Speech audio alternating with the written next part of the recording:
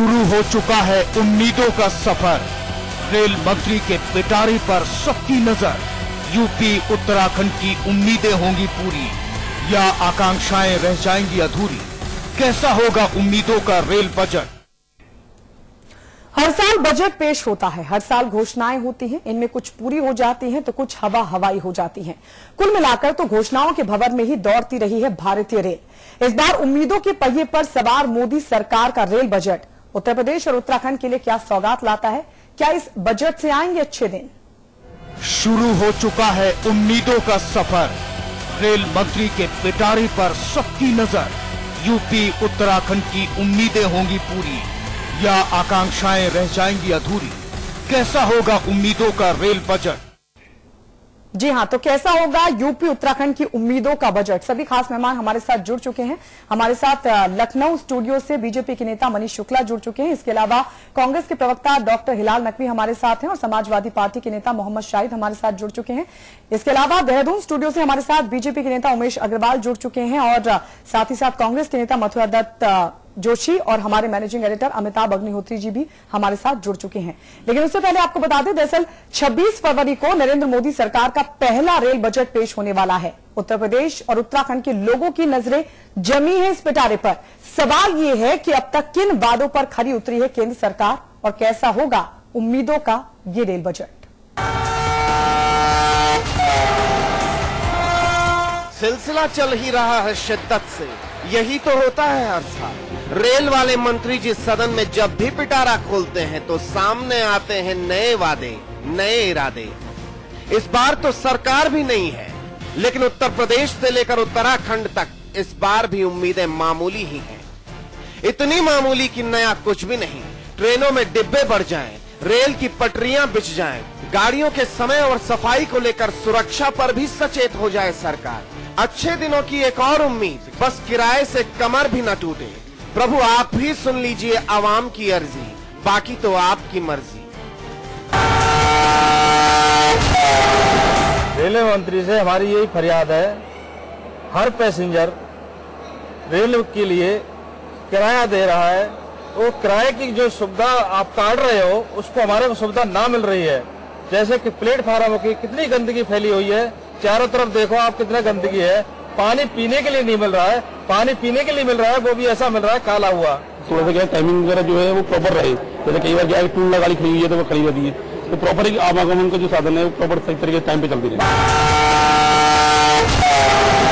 Accident हो जाते हैं तो उसका कंपनसेशन एक बार उसकी भरपाई एक साल 2-2 साल बाद पैसा मिलता है लोगों को। कोई रहने वाला ही नहीं होता है तो गाँव चले जाते हैं अपने। तो ये सब चीजें ऐसी हैं जिन पर अलग से पैसा खर्च किया जाए। अलग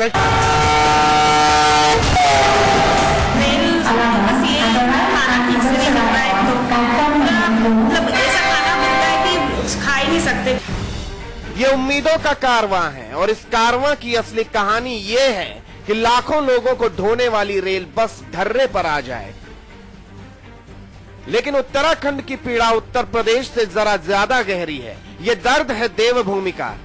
टनकपुर से बागेश्वर, ऋषिकेश से कर्णप्रयाग, एक कदम भी आगे नहीं बढ़ सकी हैं रेल की पटरियां। काठ गोदाम की कहानी तो अंग्रेजों के जाने के बाद से आज तक अधूरी ही है। मुखिया भी मानते हैं कि अनदेखी ही हुई है। शायद इस बार दौड़ जाए उम्मीदों की रेल उत्तराखंड में। बड़ी अपेक्षाएं हैं, उम्मीदें जगाई हैं इन्होंने सदियों से। 65 साल ही नहीं बल्कि जब से भारत में रेल आई, रुड़की में पहली रेल आई थी, तब से लगातार हम अत्याचार के क्या कहते हैं उसको, अनदेखी के शिकार हैं। हमको रेल बजट में बहुत कम हिस्सा मिला है इन वर्षों के अंदर और हम ये चाहते हैं कि एनडीए की सरकार इस बात को ध्यान में रखे। बहरहाल उम्मीदों के रथ पर सवार हो गया है नई सरकार का रेल बजट। सदन के स्टेशन पर 26 फरवरी को पहुंचेगी ये गाड़ी। तमाम अरज और अर्जी के बीच अब तो प्रभु ही जाने कैसा होगा उम्मीदों का ये रेल बजट। ब्यूरो रिपोर्ट के साथ साजिद अली, समाचार प्लस। तो पिछले साल जब मौजूदा केंद्र सरकार ने रेल किराए और माल भाड़े में बढ़ोतरी की थी तब लोगों को झटका लगा था, लेकिन एक उम्मीद भी बंधी थी कि चलो शायद सुविधाएं बढ़ेंगी। लेकिन क्या वो सुविधाएं, वो वादे नजर आए जमीन पर, ये एक सवाल है। सवाल ये भी है कि अब जब रेल बजट पेश होने जा रहा है तो उससे क्या उम्मीदें हैं, क्या उम्मीदों पर यह रेल बजट खरा उतर पाएगा। सभी खास मेहमान हमारे साथ जुड़ चुके हैं लखनऊ और देहरादून स्टूडियो से, और हमारे मैनेजिंग एडिटर अमिताभ अग्निहोत्री जी भी हमारे साथ लगातार बने हुए। नकवी जी, सबसे पहले आपके पास इन 9 महीनों में क्या कोई बदलाव नजर आया आपको? देखिए गायत्री जी, अभी तक की जितना देखने को मिला है, क्योंकि अभी तक के आंकड़े कोई आए नहीं है, जब रेलवे बजट आएगा तो सही आंकड़े निकल करके आएंगे कि सरकार ने क्या कार्य किया है। लेकिन अगर देखा जाए तो रेल पे जो सिक्योरिटी की बात की गई थी वो हमको देखने को नहीं मिलती है। रेल पे जो ये कहा गया था साफ सफाई होगी वो हमको देखने को नहीं मिलती है। साथ ही साथ जो ये कहा गया था कि रेलवे के ऊपर खाने की व्यवस्था बेहतर हो जाएगी वो देखने को नहीं मिली है। या जो इतनी भी प्रीमियम ट्रेनें चलाने की बात की थी, सुपरफास्ट ट्रेनें चलाने की बात की गई थी, वो किस कॉरिडोर पे कहां चल रही है ये देखने को हमको नहीं मिलता है, कहीं पर भी देखने को नहीं मिलता है। निश्चित रूप से अभी तक की जो दिखाई देता है उसके अंदर कोई ऐसा कार्य नहीं किया गया जिसके पर यह कहा जाए कि एनडीए सरकार ने की है। हाँ, ये जरूर है कि दिल्ली से आगरा के बीच में जो यूपीए सरकार पटरी डाल गई थी उसके पर जरूर 200 किलोमीटर की स्पीड से चला दी गई गाड़ी। कश्मीर के जो कॉरिडोर बनाया था वहां के पर भी जो ट्रेन है उसकी जरूर झंडी दिखा दी गई है, लेकिन कहीं पर भी कोई ऐसा बात हमको देखने को नहीं मिली जिसको कह करके रेलवे के किराए 14% के करीब बढ़ाए गए थे। फ्रेट भी बढ़ाया गया तो किराए बढ़ाए गए थे, डीजल के दाम भी कम हो गए थे। ऐसी उम्मीद कर रही थी जनता कि अगर डीजल के दाम जो है वो कम हुए हैं तो निश्चित रूप से इससे किराया जो है उसमें भी कुछ ना कुछ कमी आनी चाहिए। अंतर्राष्ट्रीय बाजार में तो बहुत ज्यादा कमी आ गई है, वो जनता को अभी तक की ट्रांसफर नहीं हो पाया है, जिसकी वजह से किसी भी तरह से जो जिस प्रकार से महंगाई बढ़ी हुई है, जो कम हो जाना चाहिए था किराए को घटा करके, वो भी हमको कहीं देखने को नहीं मिल रहा है। जी, कुल मिलाकर आप कहना चाह रहे हैं कि कोई बदलाव नहीं हुआ, सरकार ने भले ही वादे किए। मोहम्मद शाहिद जी, आंकड़े तो नकवी साहब कहते हैं सामने आएंगे, वो तो हर सरकार आंकड़े देती है, लेकिन सवाल जमीन पर हकीकत का होता है कि क्या वो सुविधाएं, वो वादे जमीन पर दिखाई दे रहे हैं। आपसे सवाल ये कि क्या इन 9 महीनों में सरल, सुगम और सुरक्षित हो पाया रेलवे, और उसमें यात्रा करने वाले यात्रियों के लिए क्या सुविधाएं हो पाई इन 9 महीनों में? देखिए गायत्री जी, एक सबसे बड़ा सवाल है ये कि ये आंकड़ों की बाजीगरी से देश नहीं चलेगा, एक सबसे बड़ी बात यह है। और सबसे बड़ी बात यह कि आप सिर्फ घोषणाएं कर दें कि रेल में हम ये सुविधा देंगे, रेल में हम ये देंगे, रेल में हम वो करेंगे, मगर आप जमीन पे कहीं कोई काम रेलवे में होता दिख नहीं रहा है। पिछले 9 महीने के अंदर आप देख लीजिए, ये जो एनडीए की गवर्नमेंट है देश में, जिसके प्रधानमंत्री श्री नरेंद्र मोदी जी, आप अभी तक देख लीजिए जितने भी इनके वादे हैं उसमें कहीं से अभी तक कोई भी जमीनी काम शुरू नहीं हुआ है, चाहे वो कोई भी काम हो उनके, और उससे जनता में उनको दिख गया है उसमें आपको। और सबसे बड़ी बात बताऊं आपको कि उत्तर प्रदेश से भारतीय जनता पार्टी के 73 एमपी जीत के गए हैं, और उत्तर प्रदेश से रेल राज्य मंत्री उत्तर प्रदेश से आते हैं। ये इनकी जिम्मेदारी बनती है कि उत्तर प्रदेश में ज्यादा से ज्यादा सुविधाओं को सुविधा देने का प्रयास किया जाए।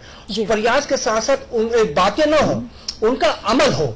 अमल के साथ साथ जनता के साथ, जो जनता, देखिए 125 करोड़ लोगों की तो आप बात करते हैं, मगर मुझे तो नहीं लगता कि 125 करोड़ लोगों की बात करते हैं। मात्र चंद पूंजीपति जो घराने हैं सिर्फ उनकी बात कर रहे हैं, चाहे वो किसी भी हिस्से। उत्तर प्रदेश में बदलाव हुआ मोहम्मद शाहिद जी, हुआ कि नहीं?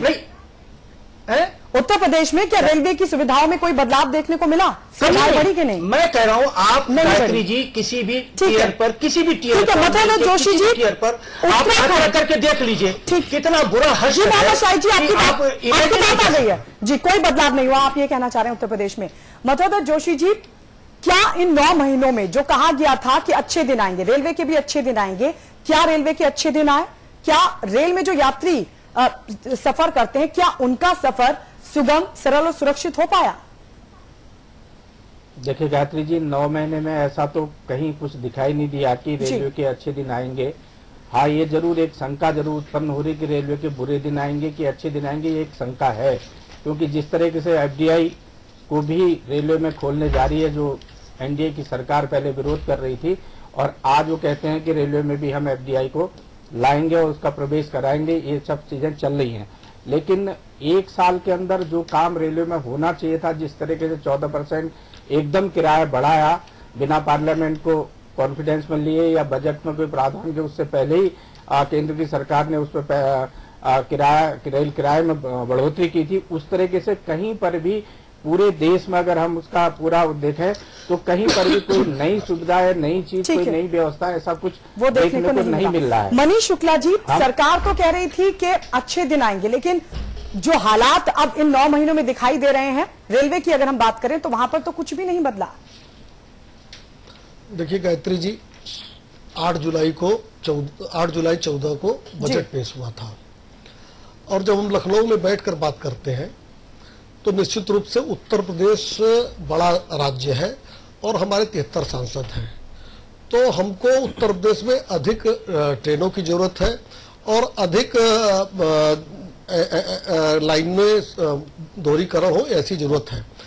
और ट्रेन में चलते समय देखिए 2-3 चीजों की आवश्यकता सर्वप्रथम यात्री को पड़ती है। एक तो जब टिकट कराने जाता है तो टिकट की ठीक व्यवस्था होनी चाहिए। दूसरा, वो जब ट्रेन के अंदर घुसता है तो सुविधाओं के साथ साथ जानमाल की सुरक्षा होनी चाहिए, जो प्राथमिक यात्री को जरूरत होती है, मुझे ऐसा लगता है।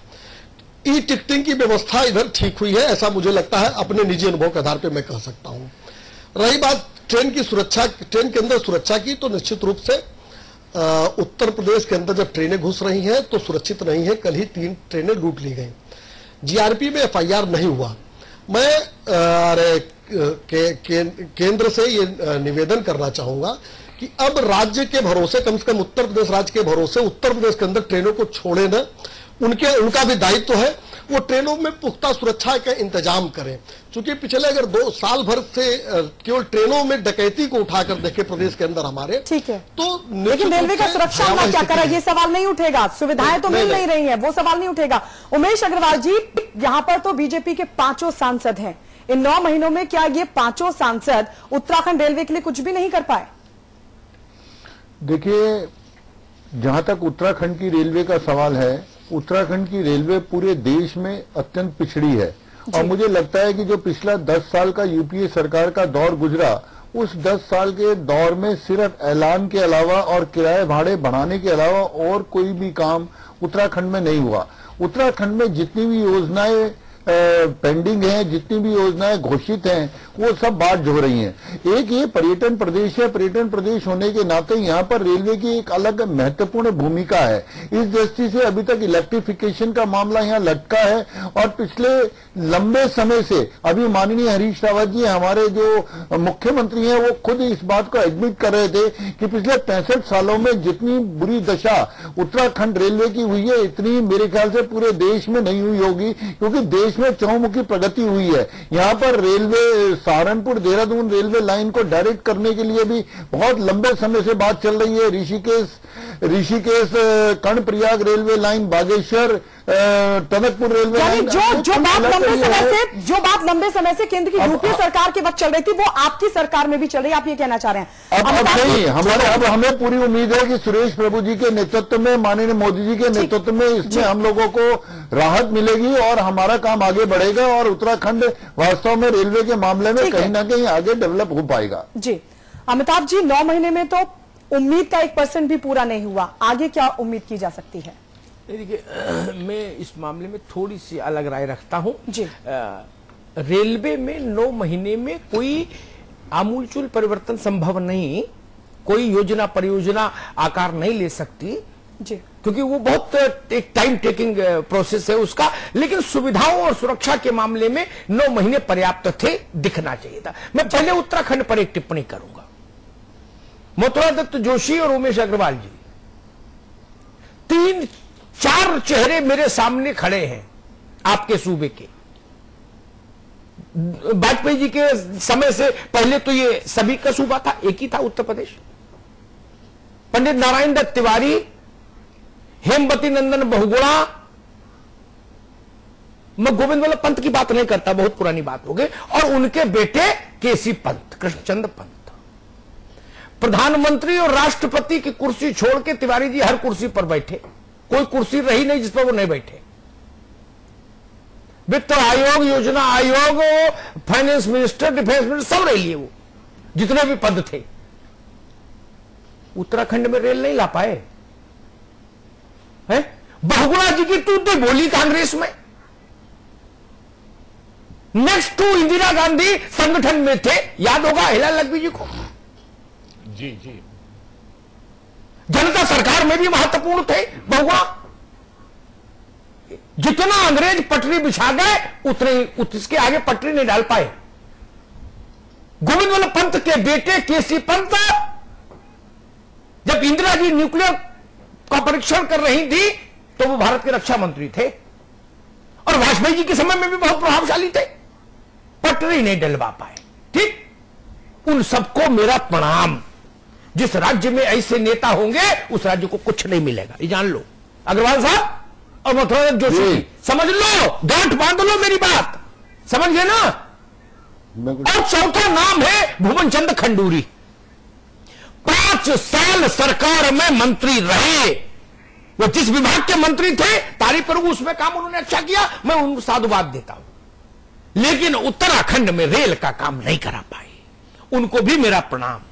जिस राज्य के इतने बड़े बड़े नेता जो देश चला लिए हो दशकों तक, अपने राज्य में 15 मीटर पटरी नहीं डलवा पाए, उस राज्य के साथ तो यही होना ही उसकी नियति था। यहां के नेता इतने नाकारा हो, उस राज्य में क्या उम्मीद करेंगे आप? क्या कांग्रेस, क्या भाजपा? अब उत्तर प्रदेश।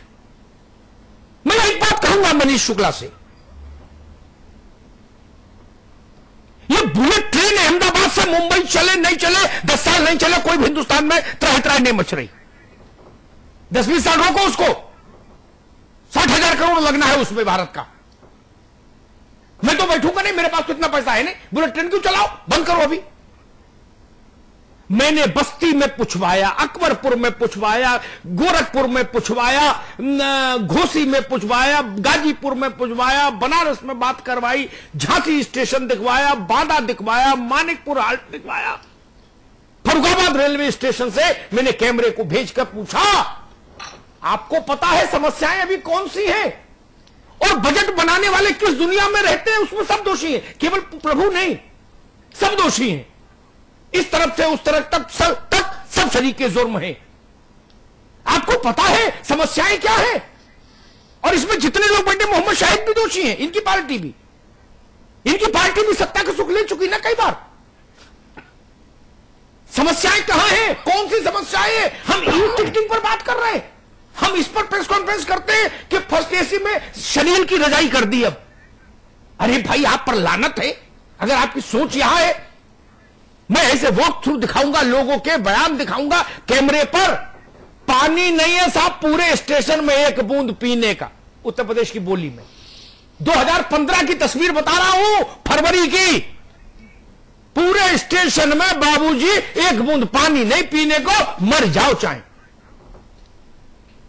मैं ई टिकटिंग देखूं, मैं पायलट प्रोजेक्ट देखूं, मैं दिल्ली आगरा 200 किलोमीटर वाली ट्रेन पर माला चढ़ाऊं?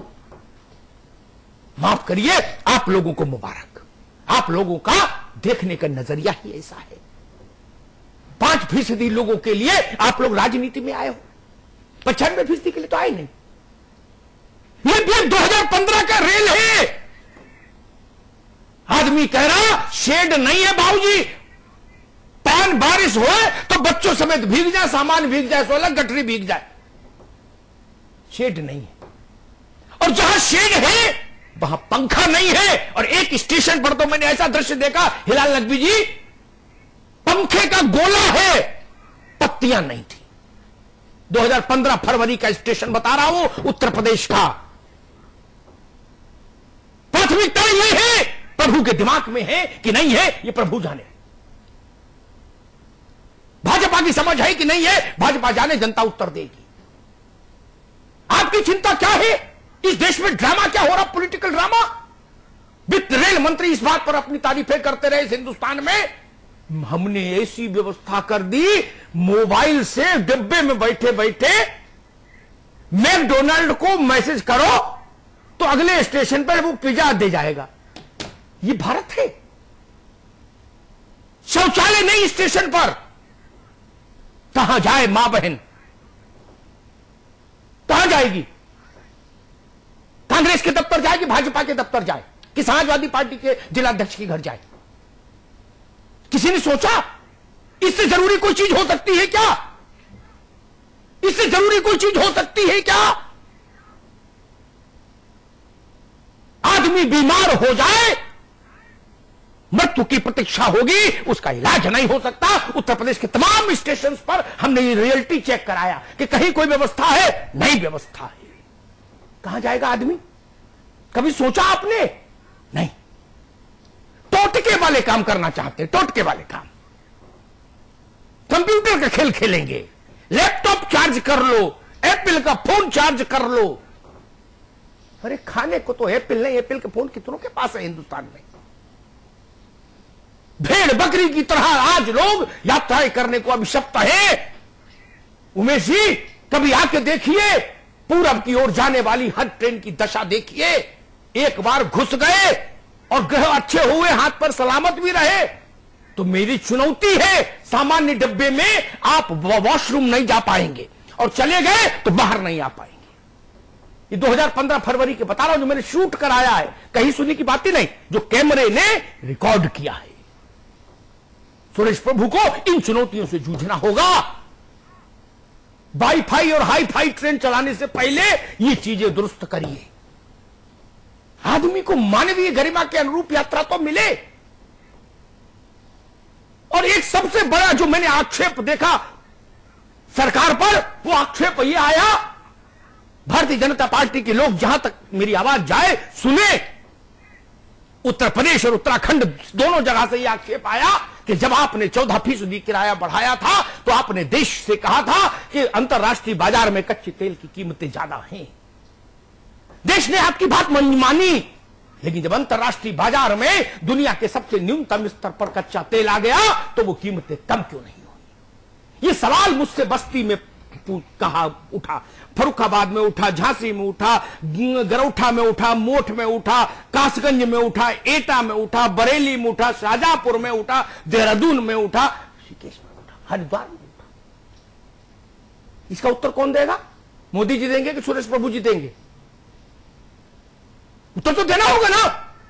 आपने जो कह के दाम बढ़ाए थे, जब उसके उलट चीज हो गई तो दाम कम क्यों नहीं हुआ किराया? आपने कहा था हमने बाजार से लिंक्ड कर दिया, ट्रांसपेरेंसी ला दी, अब पॉलिटिकल फैसला नहीं होगा। क्या हुआ? अगर 14% बढ़ाया था तो 12% घटा क्यों नहीं? और 12% जो ऑयल की स्थिति थी दाम की, कैलकुलेट करके देखिएगा 17% किराया घट सकता था, 17% किराया कम हो सकता था उसी अनुपात में। नहीं किया आपने। इसलिए इन बातों से, भ्रमजाल से निकलिए, जनता को भी निकलने दीजिए। माया जाल मत फैलाइए, इंद्रजाल। सिल्क की रजाई दूंगा, वाईफाई दूंगा, कोल्ड ड्रिंक पीने को मिलेगी, चाउमीन खाने को मिलेगा। अरे गरीब आदमी सफर तो कर ले। 50 डिग्री टेम्परेचर में जब गाजीपुर में स्टेशन पर आदमी छोटे छोटे बच्चों को गोद में लिए खड़ा हो तो पंखा तो सिर पर चल जाए, टीन तो डलवा दो। उन कामों पर सोचिए। उत्तर प्रदेश इससे ज्यादा कुछ नहीं चाह रहा। मुझे एक भी आदमी उत्तर प्रदेश उत्तराखंड में नहीं मिला के 23 करोड़ की आबादी है उमेश जी। एक आदमी नहीं मिला जिसने कहा भैया बुलेट ट्रेन चालू करवा दो। एक आदमी नहीं मिला, नॉट ए सिंगल वन। पता है आपको, मैं 70-75 जिलों में गया, भेजा मैंने अपना कैमरामैन और संवाददाता। उत्तर प्रदेश उत्तराखंड में मिला के एक आदमी नहीं मिला जिसने कहा 300 किलोमीटर वाली ट्रेन चला दो, मजा आएगा। ये जिसने कहा बुलेट ट्रेन चला दो, नहीं। बच्चों ने कहा एमएसटी के दाम घटाओ, महिलाओं ने कहा मेरी सुरक्षा सुनिश्चित करो, गरीबों ने कहा हमको भेड़ बकरी से इंसान बनने की इजाजत दे दो रेल के सफर में। इन पर सुरेश प्रभु क्या सोचते हैं, मेरी नजर सिर्फ उतने तक रहेगी। बिल्कुल। हिलाल नकवी जी, ये बुनियादी चीजें और जो मौजूदा रेलवे का ढांचा है, अगर वही मजबूत नहीं हो पाया तो फिर कैसे अच्छे दिन आएंगे? देखिए गायत्री जी, जैसा अभी अमिताभ जी ने कहा, इस बात को हम इनकी पूरी तरह से मानते हैं कि 9 महीने में अगर हम बुनियादी ढांचे की बात करेंगे रेलवे की, तो निश्चित रूप से हम जो है वो सरकार के साथ अन्याय करेंगे। देखिए, हम विपक्ष में जरूर बैठे, लेकिन क्योंकि सत्ता में काफी अरसे तक रहे तो इन सब बातों को समझते हैं। और किसी भी तरह का कोई हम इस तरह के जुमले भी नहीं बोलना चाहेंगे कि जिसको बाद में जाकर के हम खुद जो है उसके चक्कर में फंस जाएं। यहां पर जो वास्तविकता है वो यही है कि अगर आपने रेलवे का किराया बढ़ाया है और आपने कुछ वादे किए थे, साथ ही साथ आपने कहा था कि अंतर्राष्ट्रीय बाजार में तेल की कीमतें बढ़ी हुई, डीजल के भाव बढ़े हुए, इस वजह से उन्होंने बढ़ा दिए, लेकिन जब कम हो गए तो उसको कम भी करना चाहिए था। तब तो ये लगता कि जो आपने बात कही वो ईमानदारी से कही थी और आप उसके ऊपर कार्य कर रहे हैं, लेकिन आपने ऐसा नहीं किया। आप जब जिस वक्त आए थे तो उस वक्त कांग्रेस के ऊपर बहुत साफ साफ आरोप लगते थे, बहुत से आरोप लगते हैं। अब उसके ये नहीं समझ में आता कि जो आरोप लगते हैं वो वास्तविक आरोप है या हम फिर से वही शब्द इस्तेमाल करें कि वो भी सब चुनावी जुमले हैं। आज की तारीख में आपने 1 इंच तो बढ़े होते आप आगे, ठीक है इंफ्रास्ट्रक्चर में आप नहीं कर सकते थे, लेकिन आप कहीं ना कहीं कुछ तो अब तक ऐसा कार्य कर सकते थे जिससे ये दिखाई दे कि आप जो कहते थे कि मुझे जो है वो यहां का चौकीदार बना दो, मैं चीजों को ठीक कर दूंगा, तो ठीक करते हुए भी अगर नजर आ जाते तो भी हम ये बात कहते कि नहीं ठीक है, कोशिश हो रही है, समय लगेगा, समय के साथ साथ जो है वो चीजें बदलती हैं, लेकिन कहीं कुछ नहीं नजर आया। रेलवे को लेकर के जिस तरह से पूरी तरह से जो बीजेपी सरकार है वो अपने वादों से मुकर चुकी है, कोई काम नहीं पूरा कर पाई है उसके अंदर। और बजट आने दीजिए, मुझे इस बात का पूरा विश्वास है कि जो पिछली सरकारों का जो भी प्रदर्शन था, ये बात सही अमिताभ जी की, हम इस बात को पूरी तरह से मानते हैं कि जो आम जनता को सुविधाएं मिलनी चाहिए थी वो सुविधाएं अभी तक की हमारी सरकार की भी विफलता है। इससे हमें इसको बात को मानने में कोई ठीक बात। उमेश अग्रवाल जी, बिना पानी का रेलवे स्टेशन, इससे शर्मनाक बात कोई, इससे बड़ी प्राथमिकता की कोई और बात क्या हो सकती है भारत जैसे समाज में? इससे बड़ी कोई प्राथमिकता हो सकती है क्या? नहीं, देखिए अमिताभ जी, वास्तव में पानी तो जीवन है और जल के बगैर जीवन नहीं है। और जहां तक आपने बताया कि फरवरी के अंदर किसी रेलवे स्टेशन पर पानी नहीं था, यह हो सकता है कि पाइपलाइन में कोई कमी रही हो, उमेश अग्रवाल जी गलत कोट मत करिए मुझे। मैंने कहा मैं ऐसे स्टेशन पर मैंने विजुअल कैप्चर कराए उत्तर प्रदेश में, जहां लोगों ने कहा कि एक बूंद पानी नहीं है यहां पीने को, और एक दिन से नहीं, बोले जी लंबे समय से नहीं है पानी। मैंने कहा पूरे उत्तर प्रदेश में नहीं, लेकिन क्या इससे बड़ी कोई जरूरत हो सकती है आदमी के लिए? आदमी जिएगा तो बुलेट पर चढ़ेगा 2020 में, 25 में, 40 में।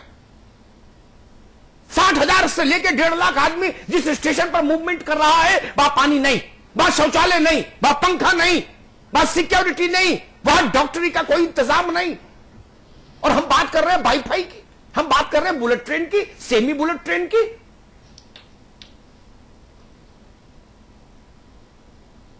उमेश जी कैसे चलेगा? देखिए, ऐसा जहां तक पानी के सवाल है, पानी का तो ये मैं मानता हूं कि कहीं ना कहीं कोई गड़बड़ी रही हो, और ये भी मानना पड़ेगा अमिताभ जी की जो हालात हैं वो बहुत लंबे समय से बहुत खराब हैं। इन हालात को ठीक करने में समय लगता है, और लगातार जिस प्रकार से सुरेश प्रभु जी और नरेंद्र मोदी जी जिस तरह काम कर रहे हैं उसमें कहीं कोई ऐसा नहीं है, प्रोग्रेसिव है, चीजें आगे बढ़ रही हैं, और समय रहते अब नया बजट आएगा उसमें चीजें और आगे बढ़ेंगी। ठीक है, अच्छी बात, थैंक यू। लेकिन ये तर्क नहीं मानूंगा, रेल की पटरी नहीं बिक सकती 9 महीने में, लेकिन पानी भी अगर मुहैया नहीं हो सकता 9 महीने में, तब फिर सुरेश प्रभु मेरे लिए कोई महत्वपूर्ण नहीं। जैसे तमाम पिछले रहे वैसे ये भी हैं, फिर ये किसी बहुत अद्भुत रेल मंत्री नहीं है, ये तय हो गया। मोहम्मद शाहिद साहब, रेलवे की पटरी की सुरक्षा रेल मंत्रालय के अधीन आती है, लेकिन इस राज्य की सीमा में सफर सुरक्षित हो अपराधियों से, इसकी जिम्मेदारी सूबाई हुकूमत पर आती है। उत्तर प्रदेश इस मामले में बहुत बदनसीब है, बताया आपको, इस बात की जानकारी है ना?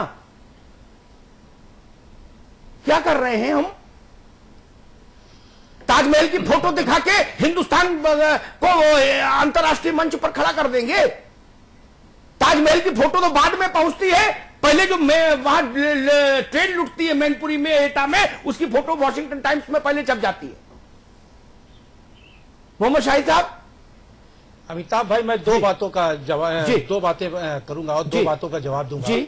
एक तो सबसे बड़ी बात यह है कि जैसे अभी आपने एक सवाल उठाया कि केंद्र सरकार देखिए, समाज के जो आखिरी हिस्से में बैठे हुए लोग हैं उनको उसकी चिंता उसको नहीं है। अभी आपने एक बहुत बढ़िया बात कही कि मैकडॉनल्ड का बर्गर जो समाज में जो 85%, 90%, 95% लोग हैं वो ऑर्डर नहीं करेंगे। वाईफाई का इस्तेमाल वो लोग नहीं करेंगे। ये 5% लोगों की, सिर्फ सरकार 5% लोगों के बारे में, उनके हित के बारे में ये सरकार सोच रही। एक सबसे बड़ी बात यह है कि आप देखिए अमिताभ भाई, आजादी के 68 जो सवाल किया उस पर जवाब दीजिए मोहम्मद शाहिद जी। देखो भाजपा तो मैंने भैया शाहिद साहब एक सेकंड, भाजपा एक मिनट रुक जाओ एक बार। भाजपा पर जितना मैंने बोल दिया उतना आप बोल भी नहीं पाओगे। बोलते भी क्या, आप अपने का जवाब दे दो। एक बुनियादी सवाल आप भी एक डालोगे? नहीं, बुनियादी सवाल करूंगा।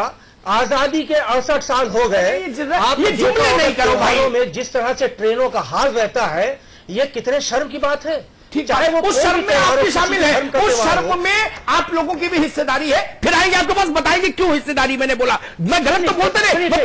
शाहिद भाई, मैं आगे आपकी बात, आप उत्तर नहीं देंगे उस बात का कि सिक्योरिटी स्टेट गवर्नमेंट का सब्जेक्ट है, पैसेंजर्स की वो ठीक से फॉलो नहीं हो रहे, उस बात को छोड़ दीजिए। मथुरा दत्त जोशी आपके पास आ रहे, फिर मनीष जी के पास उत्तर प्रदेश पर जाऊंगा, उत्तराखंड पर। मुझे बताइए, पंडित नारायण दत्त तिवारी, पंडित हेमवती नंदन बहुगुणा और पंडित केसी पंत 15 मीटर पटरी क्यों नहीं अपने अपने कंधे पे भी रख के ले आते, तो 45 मीटर पटरी पिट जाती उत्तराखंड में। मुझे एतराज है, पंडित वो नहीं थे। कौन नहीं थे? नहीं, आप उनको पंडित कह के नहीं, वो समाज का आईना थे। चाहे वो अरे रुक जाओ भाई, मोहम्मद शाहिद साहब रुक जाओ, हमको पता है, हमको मत समझाओ। अमिताभ भाई, आप बता, पंडित कह के एक जाति विशेष से संबोधित नहीं करते। ना करेंगे। दूसरे आप एक समाज का आईना थे। मोहम्मद शाहिद, आप ये कहिए हेमवती नंदन बहुगुणा साहब या एनडी तिवारी साहब। मोहम्मद शाहिद, मैं उत्तर दे तो रहा हूं, सुन तो लिया करो। सवाल उठाओ तो उत्तर भी सुन लो मालिक। चुनाव में बाबा तक की जात बताते हो आप लोग और हमको बता रहे हो। बहुगुणा जी को चुनाव लड़ते मैंने जनेऊ ऊपर पहन के देखा, अब हमको बता रहे हैं। पंडित नारायण दत्त तिवारी हर सभा में लगता है, नारा के नहीं लगता।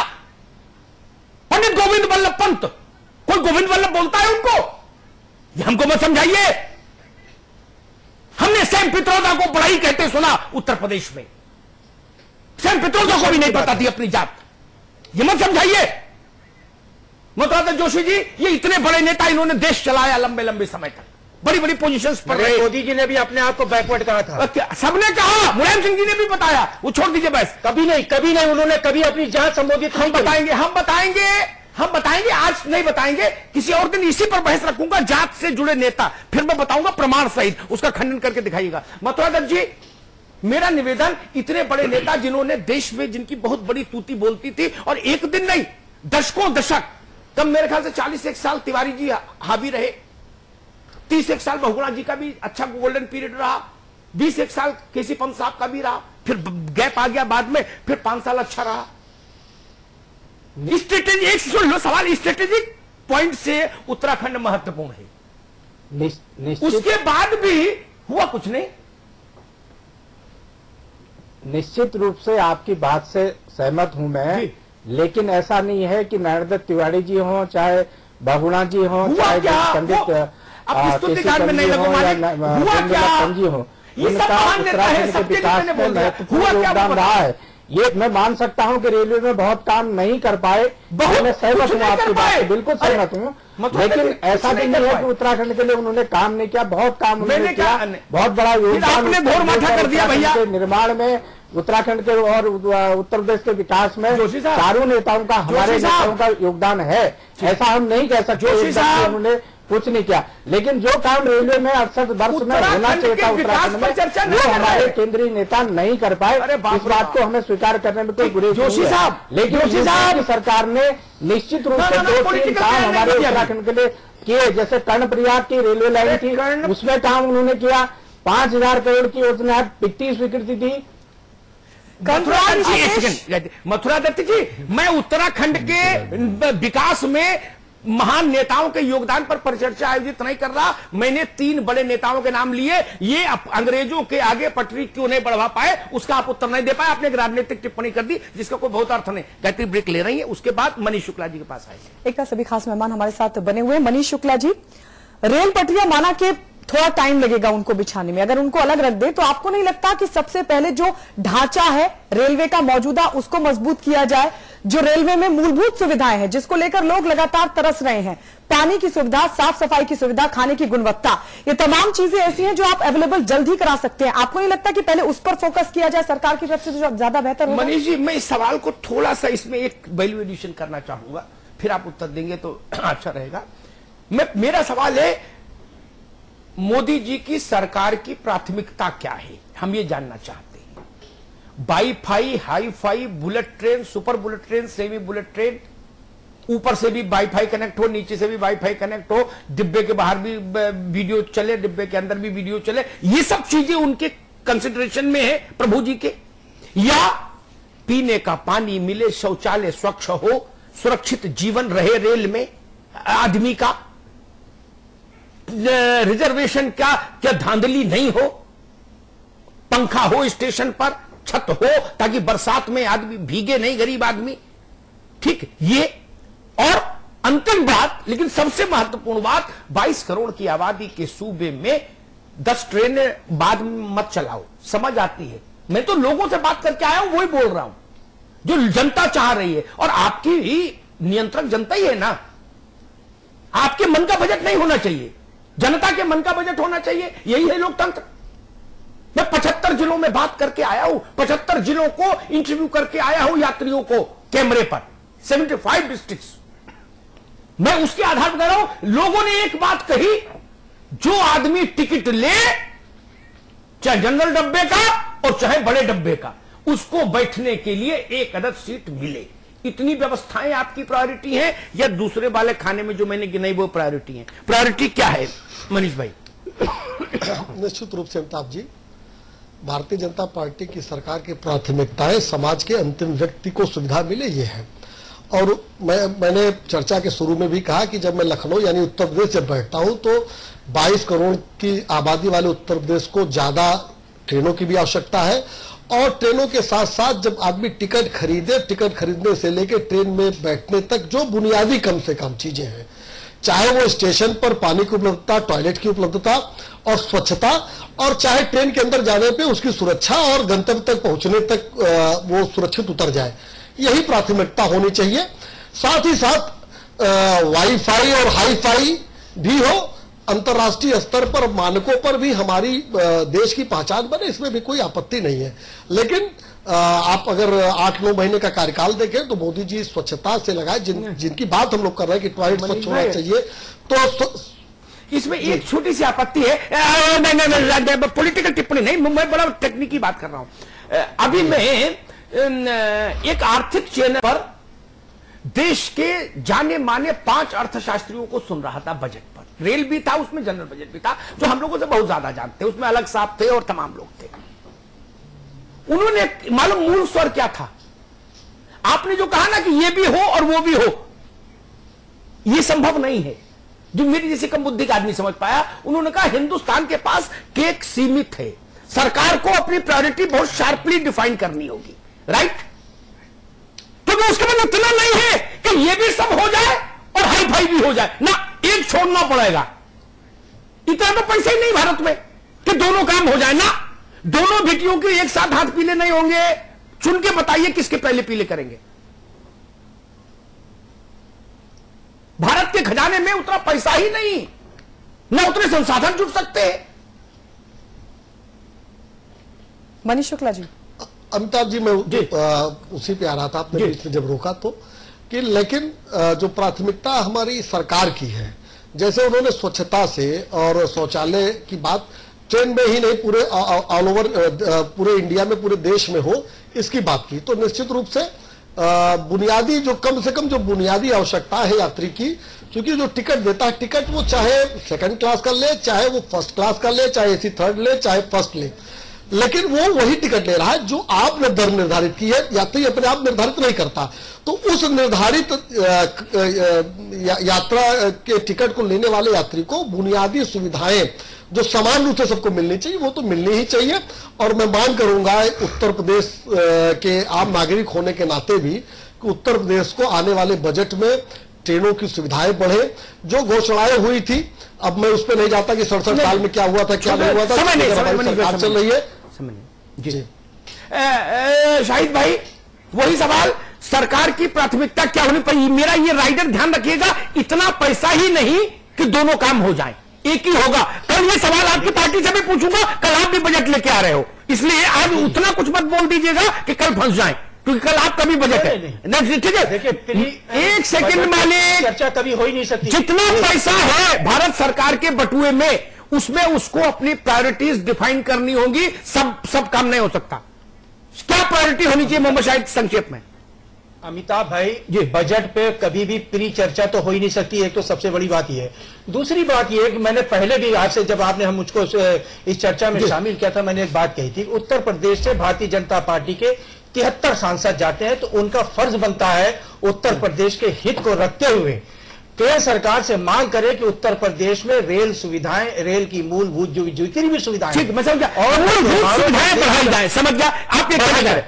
नहीं, एक सेकंड जी। और त्योहारों के टाइम पर जो ज्यादा हापाधापी का माहौल रहता है, उसको खत्म करने का प्रयास हो। ठीक है, सबसे बड़ी बात। ठीक है शाहिद साहब, ठीक है।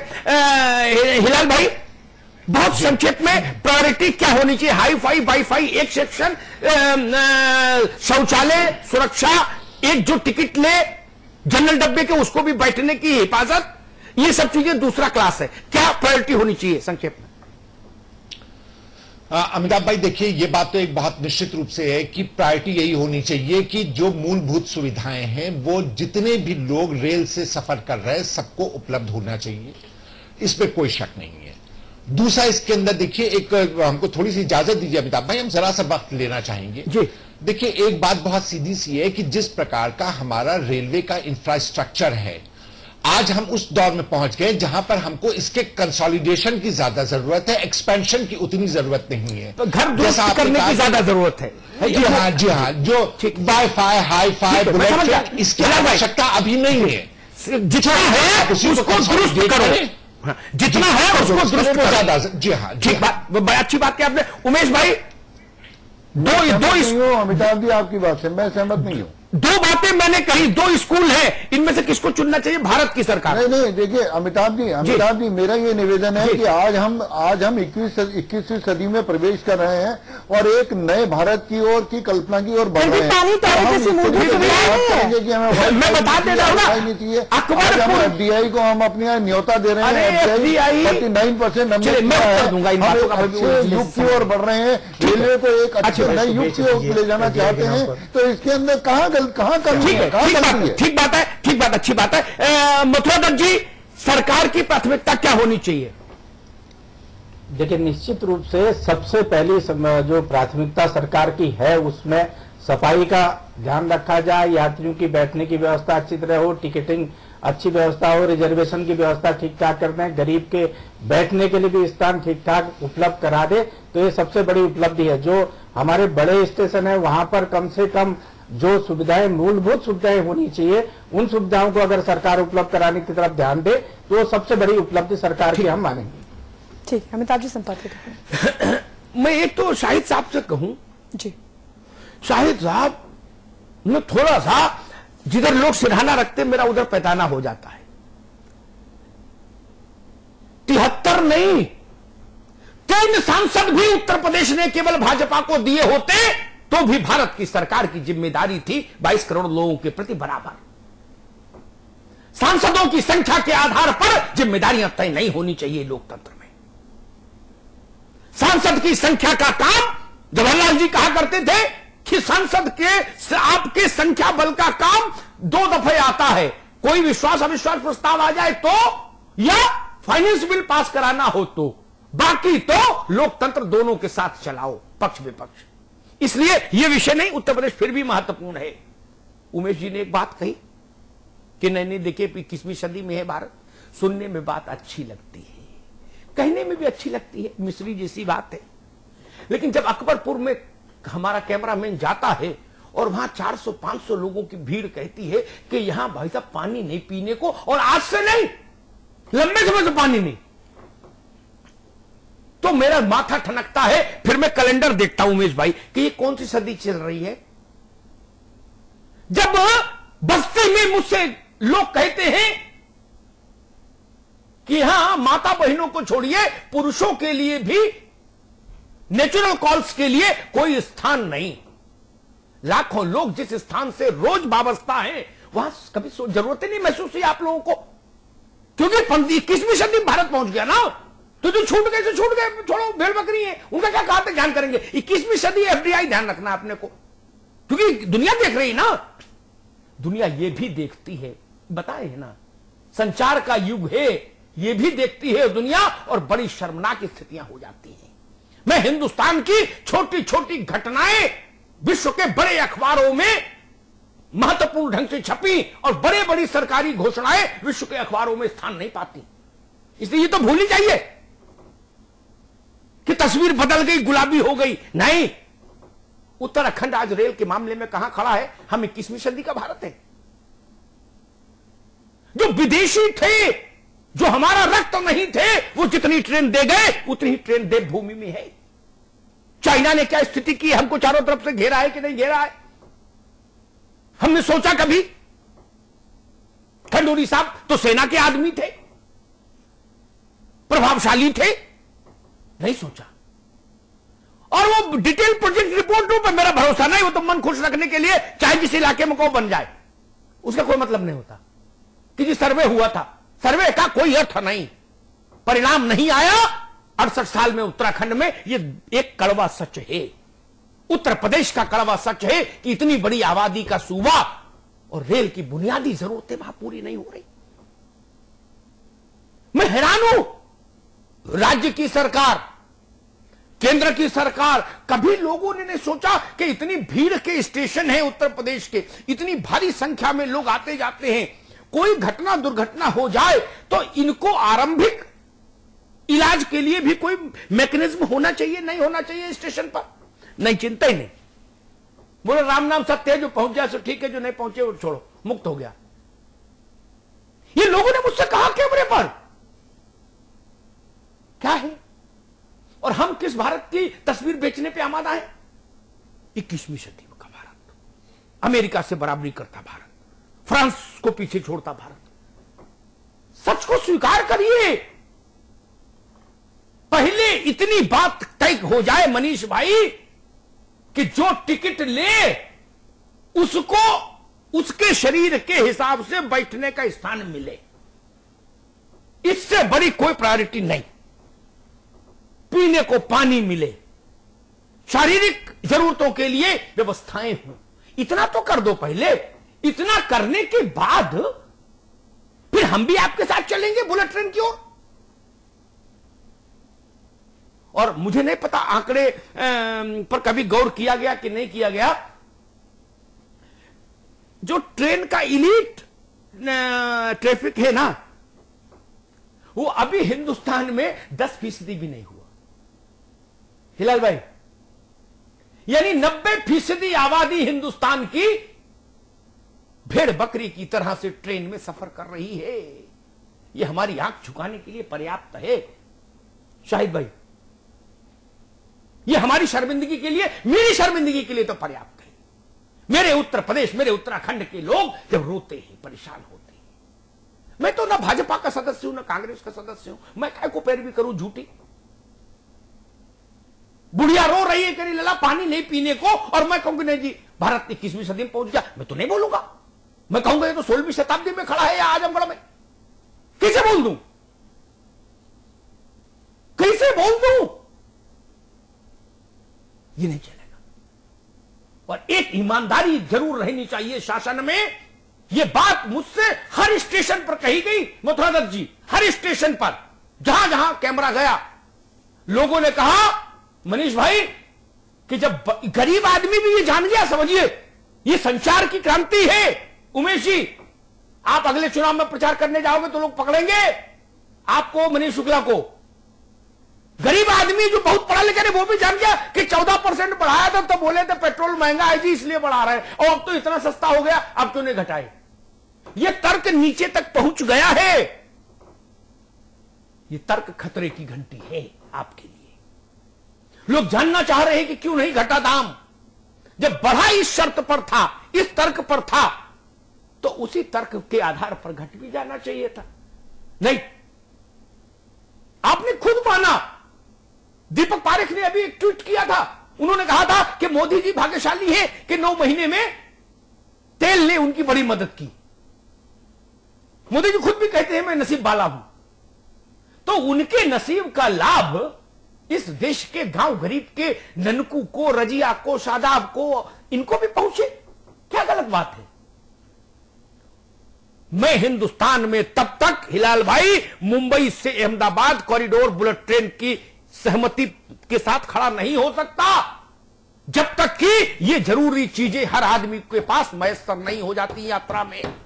60,000 करोड़ का वो प्रोजेक्ट विलासिता होगी, हिंदुस्तान के साथ विश्वासघात होगा, यहां की 99% जनता के साथ छल होगा, कपट होगा। ये ध्यान रखिए। पहले जीवन की सुरक्षा, सुरक्षित यात्रा, समयबद्ध यात्रा, पानी, बिजली, ये सब सुविधाएं दीजिए रेल के सफर में आदमी को। उसके बाद आप बुलेट ट्रेन चलाइए और चाहे स्टेशन से जहाज उड़ाइए, आपकी मर्जी। बहुत बहुत धन्यवाद। बहुत बहुत शुक्रिया आप सभी का हमारे साथ जुड़ने के लिए। मधुकर जोशी जी आपका, उमेश अग्रवाल जी आपका, मनीष शुक्ला जी आपका बहुत बहुत शुक्रिया, मोहम्मद शाहिद जी, नकवी साहब आपका भी बहुत बहुत शुक्रिया, अमिताभ जी आपका भी बहुत बहुत शुक्रिया इस चर्चा में हमारे साथ बने रहने के लिए। बुलेटिन में इतना ही। आप देखते रहिए समाचार प्लस।